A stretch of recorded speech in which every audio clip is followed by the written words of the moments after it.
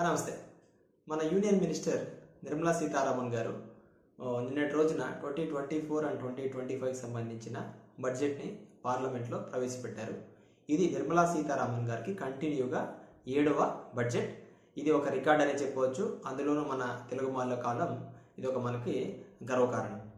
So మనం నిన్నటి రోజున నిర్మలా సీతారామన్ గారు ప్రవేశపెట్టిన బడ్జెట్ని మనము గనక ఒకసారి పరిశీలిస్తే నార్మల్గా బీజేపీ గవర్నమెంట్ గత 10 సంవత్సరాల్లో ప్రవేశపెట్టిన ఏ బడ్జెట్ని కానీ మనం పరిశీలిస్తే ప్రతి బడ్జెట్ అనేది ఒక ఎగ్జైటింగ్గానో ఏవో కొన్ని బ్రేవ్ డిసిషన్స్ అనేవి గవర్నమెంట్ తీసుకుంటూ వచ్చింది. ఆ పర్టికులర్ డే రోజున స్టాక్ మార్కెట్స్ కూడా బాగా ఇంక్రీజ్ అవుతూ వచ్చేవి.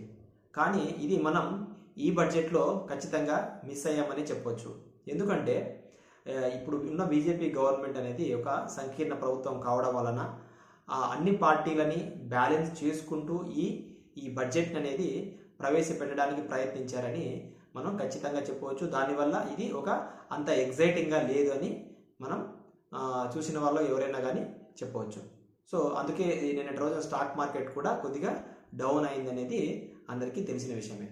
సో నిన్నటి రోజున నిర్మలా సీతారామన్ గారు ప్రవేశపెట్టిన బడ్జెట్కి సంబంధించి మనం ఒకసారి చూస్తే సో మొత్తంగా 48,20,000 కోట్ల బడ్జెట్ని ఈ ఫైనాన్షియల్ ఇయర్లో నిర్మలా సీతారామన్ గారు ప్రవేశపెట్టారు. సో ఈ నిన్నటి రోజున ప్రవేశపెట్టిన బడ్జెట్లో కొన్ని హైలైట్స్ అనేది మనము ఈ వీడియోలో ఒకసారి చూద్దాం. మొదటగా యువత నైపుణ్యము అండ్ ఉపాధికి సంబంధించి ఒక టాపిక్ అయితే, గ్రామీణ అభివృద్ధి, అదేవిధంగా ఇన్కమ్ ట్యాక్స్ స్లాబ్స్, ఈ 3 టాపిక్స్ గురించి మనము ఇవి కొద్ది హైలైట్స్గా ఉన్నాయి కాబట్టి మనం ఒకసారి ఈ 3 టాపిక్స్ గురించి మనం ఒకసారి మాట్లాడదాం. సో మొదటగా ఈ బడ్జెట్లో యువత నైపుణ్యం ఉపాధికి ఎక్కువగా పెద్దపీట వేసిందని చెప్పవచ్చు. ఎందుకంటే ఆల్మోస్ట్ 2 లక్షల కోట్ల రూపాయలని యువతకు ఉపాధికి ఖర్చు పెట్టడానికి గవర్నమెంట్ అనేది డిసైడ్ అయింది. అందులో స్కిల్ డెవలప్మెంట్, నైపుణ్యాల డెవలప్మెంట్ కోసము కొన్ని పథకాలను తీసుకుని వస్తూ 5 సంవత్సరాల వరకు ఖర్చు పెట్టాలి, పిల్లల్ని స్కిల్ డెవలప్మెంట్ కోసము మనం ఖర్చు పెట్టాలని డిసైడ్ అయింది.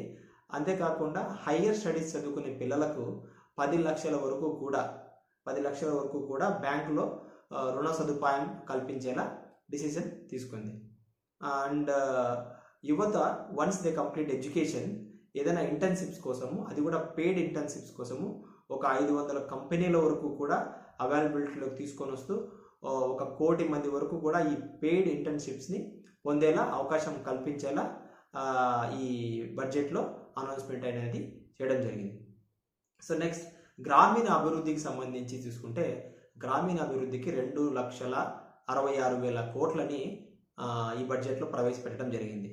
అందులో ప్రధాన్ మంత్రి ఆవాస్ యోజన కింద గ్రామీణ అండ్ పట్టణాలలో 3 కోట్ల వరకు ఇళ్లను నిర్మించాలనేది ఈ పథకం ముఖ్య ఉద్దేశం.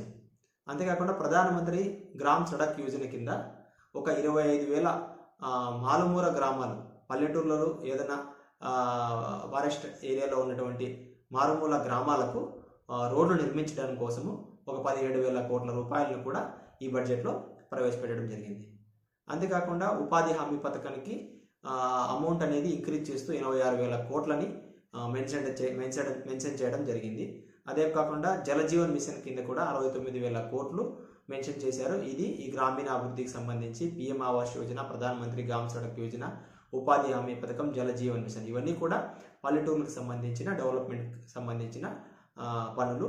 సో ఇది బేసికల్గా మన రాష్ట్రానికి సంబంధించి ఉపాధి హామీ పథకం, జలజీవన్ మిషన్ అనేది ఎక్కువగా ఉపయోగపడుతుందని నేను నమ్ముతున్నాను. ఎందుకంటే పవన్ కళ్యాణ్ గారు ఈ 2 ఉపాధి హామీ పథకం, జలజీవన్ మిషన్ మీద చాలా ఫోకస్ పెడుతూ పల్లెటూరులలో రోడ్లు ప్లస్ మంచినీటి సరఫరా కింద ఎక్కువగా ఫోకస్ పెడతారనేది మనం రెగ్యులర్గా వింటున్నాం. కాబట్టి ఈ బడ్జెట్కి సంబంధించిన అమౌంట్ నుంచి మన రాష్ట్రానికి వచ్చే షేర్ని పవన్ కళ్యాణ్ గారు ఎలా ఉపయోగించుకుంటారో మనం ఒకసారి చూద్దాం. అంతేకాకుండా ఇంకొకటి ట్యాక్స్ ల్యాబ్స్ సంబంధించి కూడా ఈ బడ్జెట్లో ఒక డిసిజన్ అనేది తీసుకున్నారు. అది మరీ అంత పెద్దగా కాకపోయినా ఒక చిన్న వెసులుబాటు అనేది ఈ సాలరీడ్ ఎంప్లాయీస్కి అనేది ఖచ్చితంగా ఉంటుంది.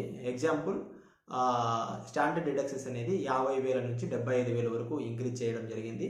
అండ్ ట్యాక్స్ ల్యాబ్స్ కూడా 0 to 3 lakhs no tax, and 3 to 7 lakhs అనేది 5%, 1 లక్ష ఇక్కడ పెంచడం జరిగింది. సో 5% ఉంటుంది.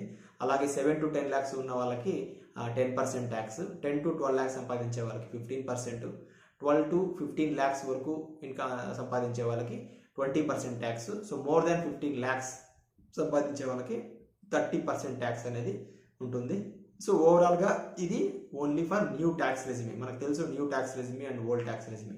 సో ఓల్డ్ ట్యాక్స్ రెజిమీలు అంటే మీకు కొన్ని ఎగ్జామ్షన్స్ అనేది ఏటీసీ, ఏటీడీ అని ఇలా డిఫరెంట్ స్కీమ్స్ కింద మీకు ఎగ్జామ్షన్స్ అనేది డాక్యుమెంట్ సబ్మిట్ చేయాల్సి ఉంటుంది. న్యూ ట్యాక్స్ రెజిమీలో ఎవ్రీథింగ్ బై డిఫాల్ట్ మీరు ఏ డాక్యుమెంట్ సబ్మిట్ చేయకుండా ఈ ఎగ్జామ్షన్స్ అనేది మెన్షన్ చేస్తూ ఉంటారు. కాబట్టి అందరినీ న్యూ ట్యాక్స్ రెజిమీలోకి తీసుకునే రావాలనే ప్రాసెస్లోనే ఈ కొద్దిగా ఎగ్జామ్షన్స్ అనేది ఈ ఇయర్లో, ఈ ఫైనాన్షియల్ ఇయర్లో ఈ వెసులుబాటు కల్పించారని చెప్పుకోవచ్చు.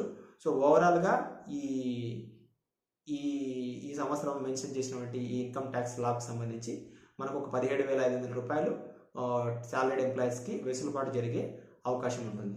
సో ఇవి మనము ఒకసారి గమనిస్తే 2024-2025కి సంబంధించిన కొన్ని హైలైట్స్ అని చెప్పవచ్చు. Thank you.